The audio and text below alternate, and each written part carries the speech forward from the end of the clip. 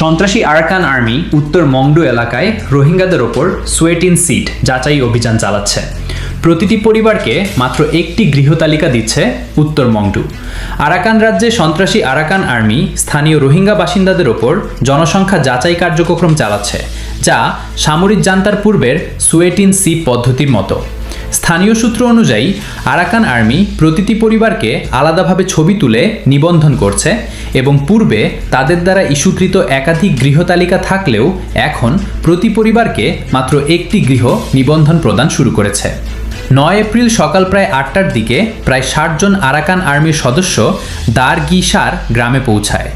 সেখানে তারা পরিবারের ভিত্তিতে বাসিন্দাদের সারিবদ্ধ করে এবং জান্তার ব্যবহৃত যাচাই পদ্ধতির মতো প্রতিটি ব্যক্তির ছবি তোলে।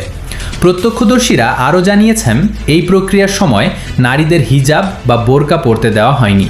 একজন স্থানীয় সূত্র বলেন, 2025 সালে আরাকান আর্মির রাজনৈতিক শাখা ইউনাইটেড লিগ অফ আরাকান জান্তার পূর্ববর্তী তালিকার ভিত্তিতে রোহিঙ্গা পরিবারগুলোর জন্য আলাদা গৃহ নিবন্ধন ইস্যু করেছিল। উদাহরণস্বরূপ, কোনো পরিবারের 2 বা 3টি আলাদা ঘর থাকলেও যদি একটি সরকারি নিবন্ধন থাকত, তারা সেটিকে 2 বা 3টিতে ভাগ করে দিত।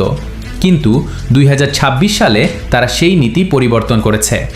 এখন তারা পূর্বে ইস্যুকৃত তালিকাগুলো একত্রিত করে প্রতিটি পরিবারকে মাত্র একটি করে দিচ্ছে, ঠিক যেমনটা আগে জান্তা করত। আরেকজন বাসিন্দা বলেন, আরাকান আর্মি ও তাদের প্রশাসনিক সংস্থার সোয়েট ইন সিট যাচাইয়ের সময় তারা ব্যক্তিগত তথ্যের ভিত্তিতে প্রতিটি পরিবারের ছবি তোলে এবং তারপর গৃহ তালিকা দেয়।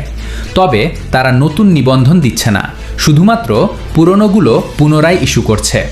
নতুন নিবন্ধনের জন্য তারা বলেছেন, প্রথমে গ্রামের প্রশাসকের স্বাক্ষর প্রয়োজন, তারপর সিলমোহর দিয়ে তালিকা দেওয়া হবে।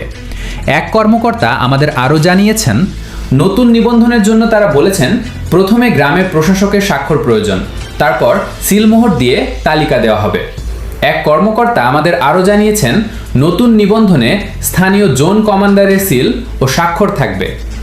একজন রোহিঙ্গা অধিকার কর্মী বৃহত্তর প্রেক্ষাপটে মন্তব্য করেন, 1992 সাল থেকে সামরিক শাসন ব্যবস্থা সোয়েট ইন সিট পদ্ধতিকে একটি স্থানীয় আইন হিসেবে ব্যবহার করে আসছে, যার মাধ্যমে প্রতি বছর জনসংখ্যা যাচাইয়ের মাধ্যমে রোহিঙ্গা জনগোষ্ঠীকে কঠোরভাবে নিয়ন্ত্রণ ও দমন করা হয়।